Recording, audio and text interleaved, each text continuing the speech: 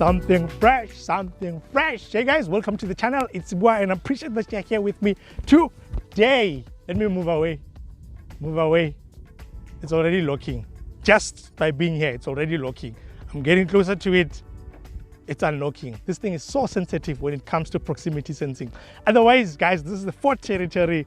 Brand new to us. It's been around for quite some time, but it's not as old as other cars and how long they took to come to the country. Look, Ford hasn't been giving us a lot of passenger cars of late. And if you look at actually, in fact, their lineup was limited when it comes to passenger cars. I think it was the Mustang, and then the Puma came in now. EcoSport left us at some point. And then, of course, you know, Kuga is gone. You know, the Fiesta is gone. You know, the Focus is gone. But guys, it's fine. We have the Territory now. And this is a different kind of territory, because you know the territory that we used to have in this country. We used to have that one, when you see it coming from behind, you're like, this is imposing. This one, the first time I saw it, I was like, looks a little bit soft. It was just the Ford, when Ford was celebrating 100 years in South Africa, they actually previewed this car. They showed it to us, but now we have it on the channel and we want to know what is it all about. And you know what we do on this channel. We get on the road, we start talking about it. Without further ado, let's hit the road.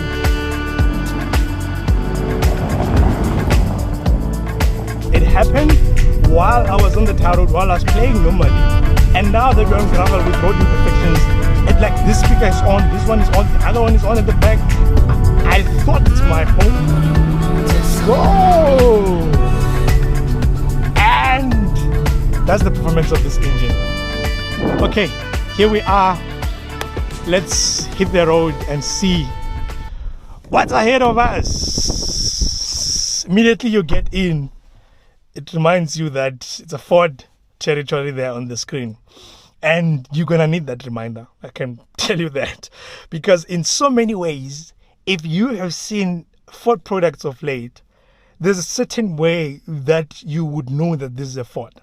And in so many ways, this car doesn't give you that until you look at the badge and you're like, oh, this is a Ford. Because if I was to cover this and look at it, you're likely going to call another brand, probably something from China. And that's something we need to start with, because there's a lot of misconceptions out there as to what this car is. Look, this car was developed in China, but it was done by Ford and JMC on their JV. Here's the thing when it comes to China. China works differently. If you want to sell your cars in China, in most instances, you're not going to be able to get to that country and just establish a plant and start manufacturing cars and selling to the Chinese without actually getting into a JV and benefiting the Chinese at the same time. So that's exactly what was done here. In fact, if you check, I think Volvo has done it. If you check the EX30 that they've just introduced to us, it was made in China. Mercedes, they've done it with Beijing as well. And there are a lot of other brands. Even Tesla, they do have a plant in China. But if you want to work in China, you have to work with the Chinese. So this is a product of that. Actually, this was not actually a rebadged Chinese cars. From my understanding, this is a brand new car that was developed in conjunction with JMC in China.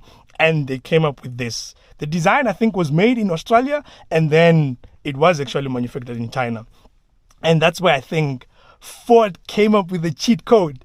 Because, you know, on this channel, we've been with Chinese cars for quite some time. And you probably knew this channel because of a Chinese brand. And this is not where we bash Chinese cars, because we've seen how much they've developed over the years. And I've said this before. I've tweeted this. I think around 2021, I'll put that tweet on the screen indicating that actually, you know what, you should ignore China at your own peril. And that's what I'm seeing right now. Cars that are coming here, they're coming, you know, if you want to manage your pricing these days, you really have to consider manufacturing in China. Because, wow, cars are expensive. Talking about expensive, this car is coming at a competitive pricing. It starts below 600,000 because it has 3 variants. You get the Ambiente, you get the Trend, which is this one that we are in right now, or you get the top spec Titanium. The pricing thereof, it starts below 600K for the Ambient. It's around 590,000. Then you cross the 600K mark, you get this one at around 646,000, and then you cross the 700K mark at 721,000 rands. You get the Titanium, and they all have the same engine. 1.8 liter 138 kilowatts, 380 newton meters of torque. And this is how it sounds. Let's see.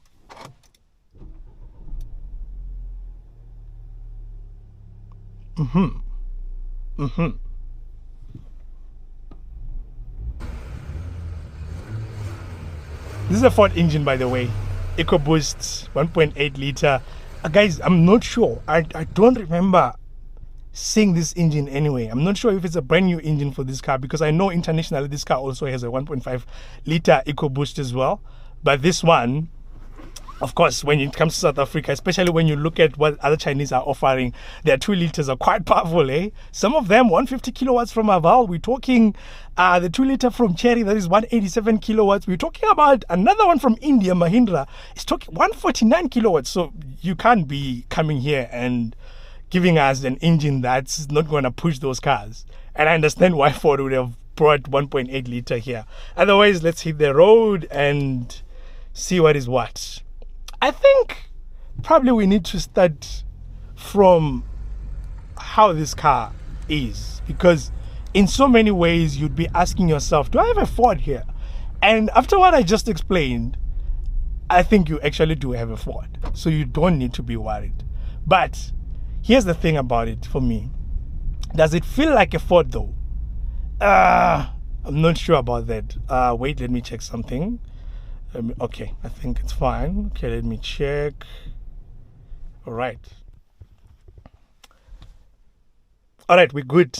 So yeah, as I was saying, in so many ways you are still getting a Ford with a Ford engine. And I think the transmission here, this is the 7-speed automatic, which was sourced externally.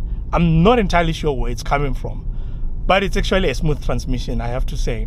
One thing though that maybe I'm not really fond of, it's how it picks up from standstill. It's not a smooth engine per se from, let me just turn here first. It's not a smooth engine from standstill. It's quite rough actually. It sounds a little bit rough, but if I was to put it down, it's not lazy. Don't confuse it. It's not lazy. It's not lazy at all.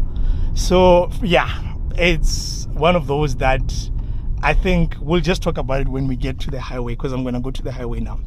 So now let's just think about this whole design concept, because I think it's the reason why a lot of people are thinking, but does it look like a Ford? And especially if you look at the fact that we didn't have a lot of Ford passenger cars, as I've indicated. And when you look at the Everest, of course, it has some distinctive design. It's an adventure SUV. It drives differently. It looks differently as well. When you look at the Ranger, of course, you can't really expect this to be like a Ranger. And when you look at the Puma, which just came in as well, it's giving you that EcoSport kind of vibes. And this is completely different. When I'm looking at it from outside, this is Ford's new global design language, and that's something that you need to be aware of. If you look at the Tornado, do you call it the Tornado or Tornado? It has some resemblance of this, especially the Connect one.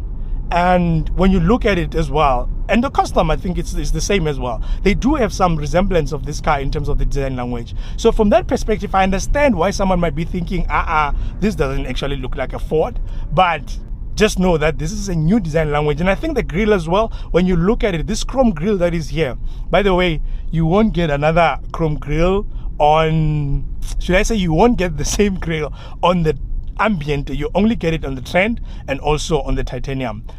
And when you look at it, it has some Ford resemblance, Ford Focus actually, resemblance. Need to turn somewhere, but I'm not sure where. I see a lot of bumps here as if there were accidents and so on. So I need to be careful. Careful. This is why I turn to go to the R21. I think so. So yeah, otherwise it has some Ford Focus resemblance to it. And when I'm looking at it, man, I think it looks good, honestly. From the front, I like the front design language. And if this is what Ford is going to be doing with their passenger cars, I'm impressed with what they're doing. The chrome, they balanced it well. I can't say it's overdone. And when I'm looking at it as well, the proportions from outside, I'm actually quite impressed with how it looks. I don't want to lie.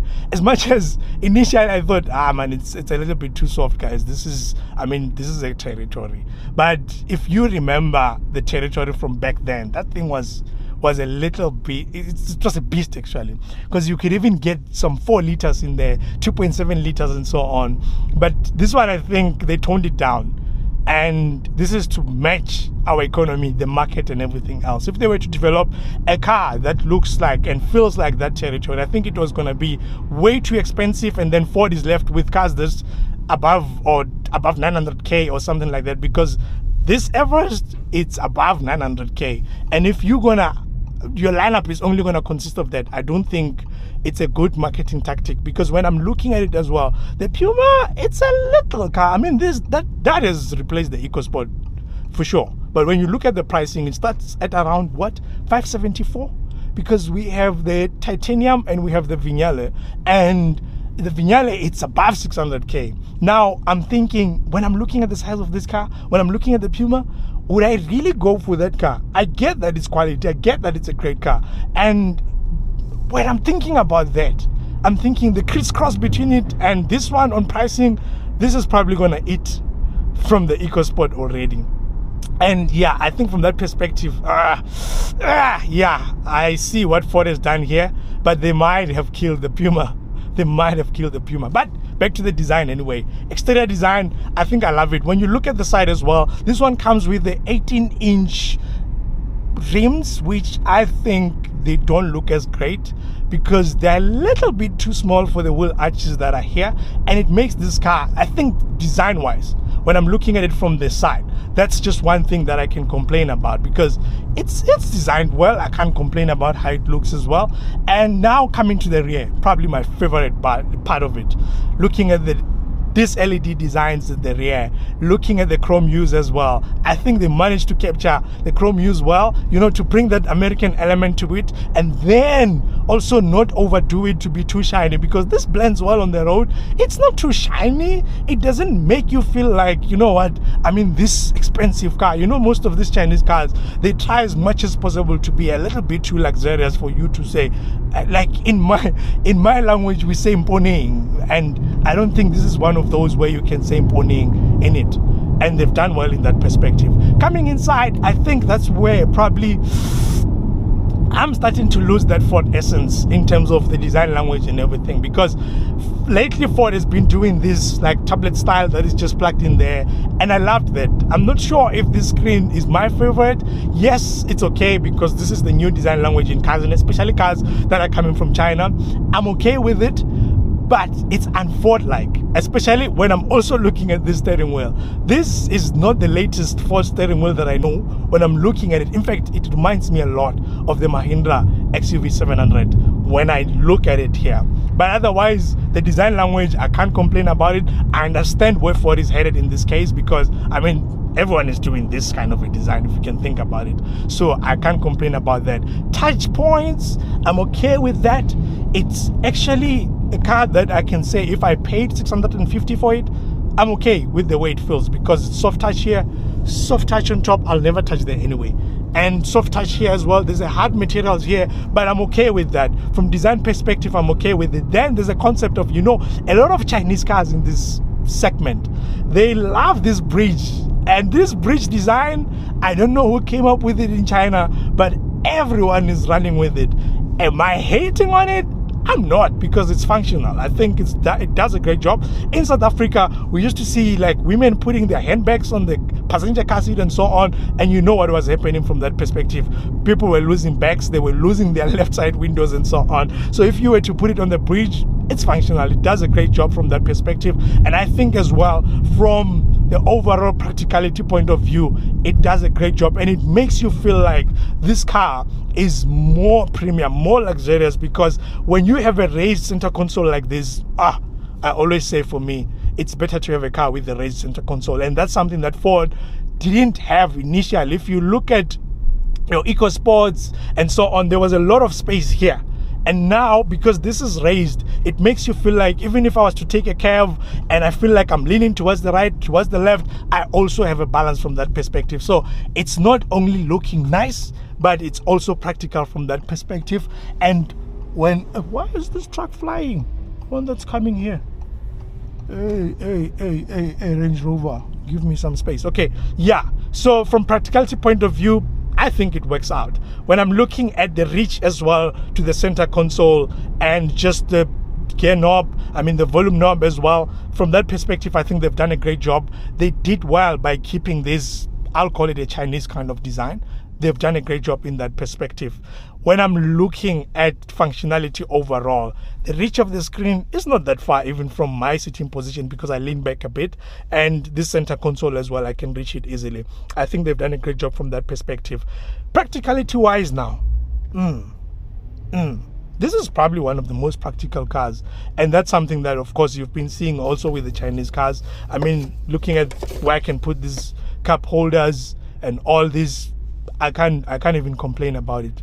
Let's see what's happening here. Is it just a roadblock or what is the story?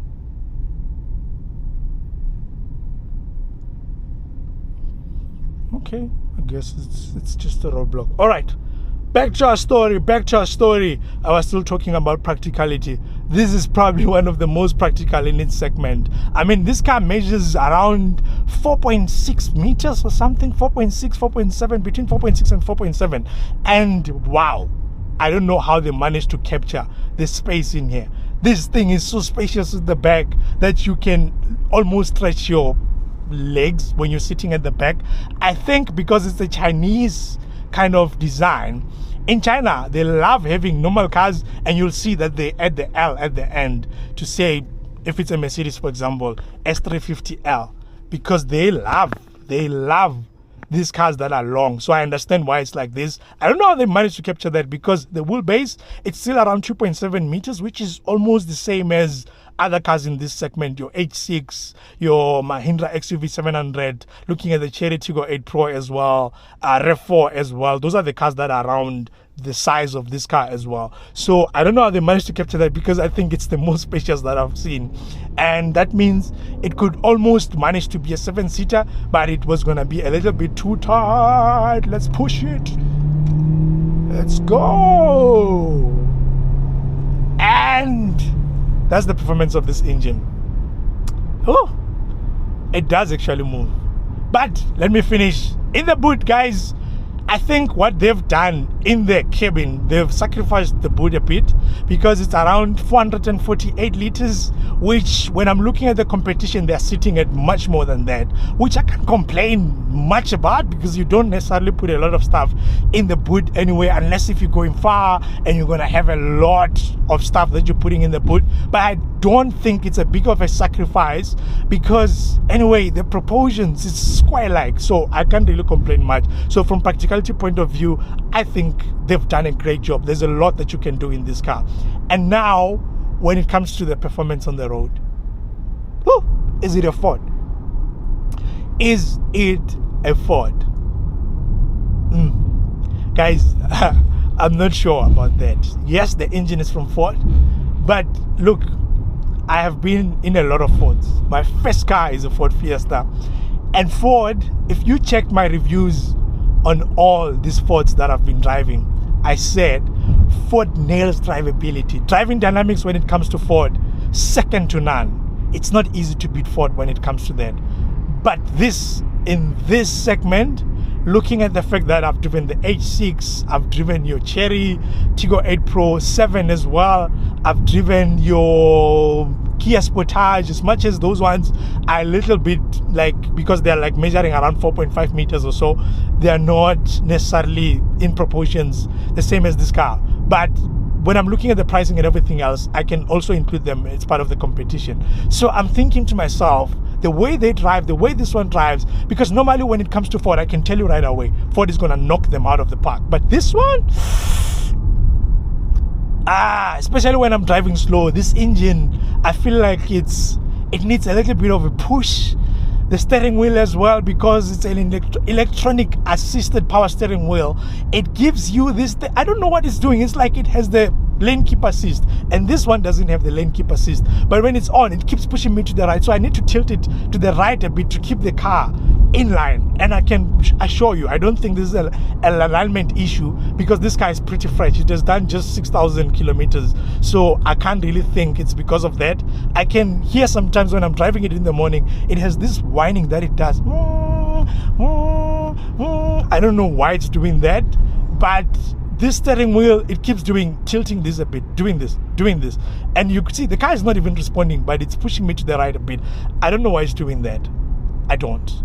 And it just did that now, but it's fine. You get used to it. But if it's a calibration of the steering wheel, Ford, just work on it. Look, it's doing it now. It's doing it. But otherwise, the transmission itself, I think it's responding well to the engine. The pairing, I like it. I can't complain much about it as well. I think from the drivability perspective, on low speed, that's where maybe I have a little bit of a quarrel with it. But when you're already on the road, seamlessly so, this engine can settle down. It can really settle down, and that's why it impresses me a lot. What maybe doesn't impress me so much, it's the insulation, the transmission. This transmission, suspension rather, not the transmission. It's the suspension, because this suspension, it's the usual that is used in most Chinese cars. McPherson in front, multi-link at the back, which means it can manage and soak the road bumps properly and so on. But this one, I'm not so sure, because when you find like road imperfections and so on, the incoming noises are coming a lot, despite it having big tires, because these are 235, I think 55 R18 tires, which I'm expecting them to be a little softer on the road and so on. But this one says detour to Pretoria, and it's a gravel. We're gonna take it and test the suspension. We're gonna talk about the suspension more on this road. But hey, this is where I think we're going to test it. I'll tell you more about it. Let me just stop here and just make sure that we have the right things in place, because we're about to hit the gravel road right now. For the first time in a territory, probably the first time in South Africa that you're gonna see it properly on gravel like this. Let me stop a bit, because it's getting hot in here. I need to take off this jersey that I'm wearing. Let's turn it off.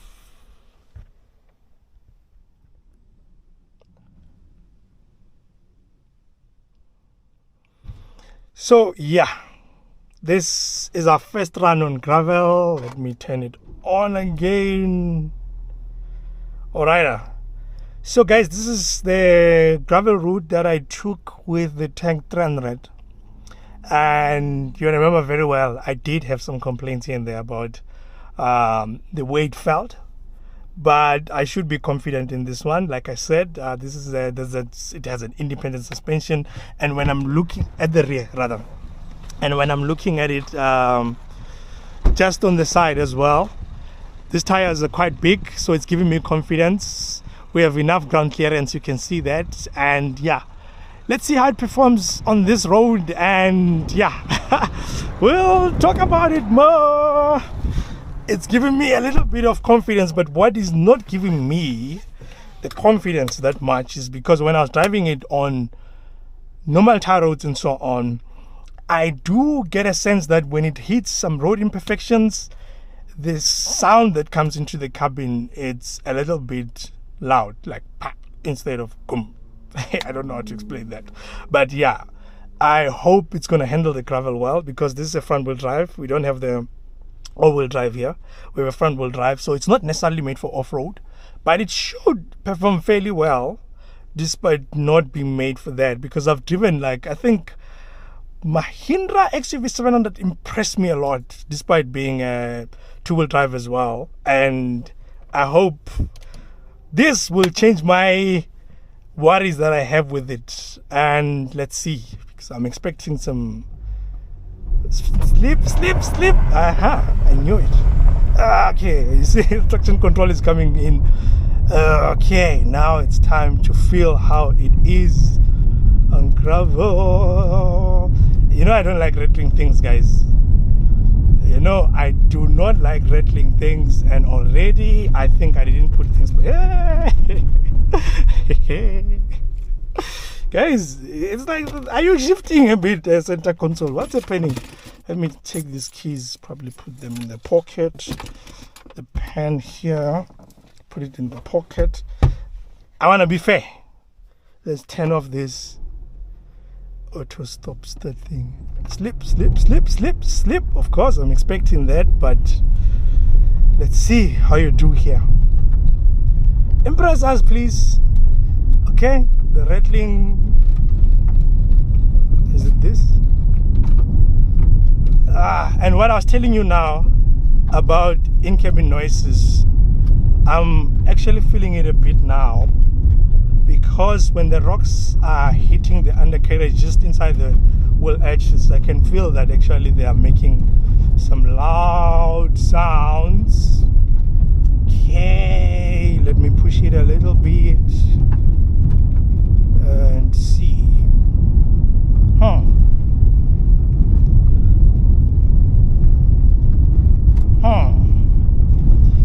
Okay, I think the in-cabin noises are a little louder as I expected. But can I do this? Can I do this? So far, I can't really say it's right now giving me the most confidence, but it's still early. Still early. Let's not judge it too early. Otherwise, let's talk composure. I can feel that, unlike when I'm on the tar road, I need to be a little bit careful when it comes to this. These brakes, guys, are very sensitive. Once you put your foot down, it's ready to pluck the car down. And that's another thing that you need to be aware of, especially when you're driving slow. It's ready to just touch down, because it has the discs in the back and also in front as well. They're sticky, but they're too sticky for my liking. No. When you get to spaces like this where maybe the road is just a little bit too imperfect, you're starting to have some doubts when it comes to durability right there. And guys, why am I not comfortable to do? Normally on this road I try to get to the high speed that you can get on gravel road, which is 100 mostly for South Africa. Be aware of that. I don't want to exceed that, but I'm not entirely comfortable with this one. Even when I'm taking cabs like this, I feel like the tail is going to be... Let's see. Let me push you a bit. Okay, I'm not too confident, guys. I have to be honest. I'm not too confident in here. But maybe should I blame this road? Because you remember in the Tank 300 as well, I did indicate that I'm feeling like, you know what, I need to be a little bit too careful. Despite the car being all-wheel drive, this is not. But yeah, the in-cabin noises right now are not giving me great joy. On the tar road, what maybe is not going to be perfect for you is the wind noise coming from the windscreen. I don't know, it feels like it's doing from the windscreen. And yeah, if you get to 120 and just above, that's when you're going to be experiencing it. And here right now, it's just the in-cabin noises. But when I think about the material used, because they've used soft touch materials, it helps a lot in terms of the insulation overall. But the way I feel right now, the feedback from the steering wheel, and when I hit like a road that is a little bit too imperfect, that's where I feel that, yeah, I need a little bit of grip to my hands. And I feel comfortable around 80. And with a lot of cars, I do get around 100, and I do assess whether I can do that for quite some time. Slip, slip, slip, slip, slip. Let me pull it. Okay.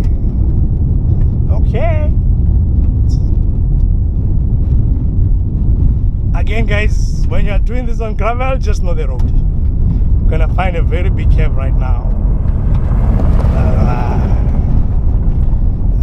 When it comes to fuel consumption, you know, one thing about Chinese cars is that, yeah, as well, because this one is from China, as much as the engine is from Ford, and you can expect a better refinement, of course, on this engine, and that is something that I'm experiencing. But I'm averaging 9.9 over the last 200 kilometers, so it's a little thirsty. As much as on paper it says 7 liters to the 100, you should expect that you will be doing around 9.9, because this car allows you, once you put your foot down and you're already on the move, it does actually move. I mean the numbers that I've given you, the figures that I've given you are actually more than the G20, is it G20? 320 BMW. If you think about it, you can go check. This car is more powerful than that. So I think it is a powerful car. It does move when it's already on the move, on the road. But I did get some slippage when I was trying to push it immediately from 0 to whatever speed. I don't want to say 100 because I wasn't necessarily testing that. But that's, you can expect that it does have some slippage here and there. But it does grip well right now. It does grip well. I think we can actually do high speed in here, but I'm not entirely comfortable overall. This suspension, as I expected, I did say that it does bring some in-cabin noises that for me are a little bit too harsh, and I'm still experiencing that now on gravel. But otherwise, as I said, this is the Trend variant. If you're looking for bigger tires outside, you can get the titanium with 19-inch, which for me, it looks much better than this one. It looks, yeah, from visual appeal point of view, it does look better, but I'm not sure if it's gonna fare better here, because those, I think, probably are 50 aspect ratio instead of 55, this one's. So I'll just confirm, but from that perspective, I think you can get there. Talking about the titanium, why is it 721? I mean, yeah, when it comes to overall the spec level, this is well spec'd, and the price that you get you pay for it, you get a lot for this car. I mean, 646, and you don't have to add anything actually from that point. You're probably gonna add accessories, and even the paint, if I remember very well, is free, but everything else, it comes as it is, same as other Chinese products as well. You know how they do it. The higher you go, that's when you get more spec and so on. In here, you're sacrificing from that 700,000 panoramic sunroof, the black roof lining as well, it's not there, adaptive cruise control as well, the sound system as well. In there, you get the 8-speaker. In here, you get the 6-speaker, which I haven't even thought of playing it, but let me just play it for you now. It's not inspiring confidence, because when it gets to higher volumes, it's scratchy, and this happens, guys. This I thought it's my phone, but it keeps cutting. It's at the back now.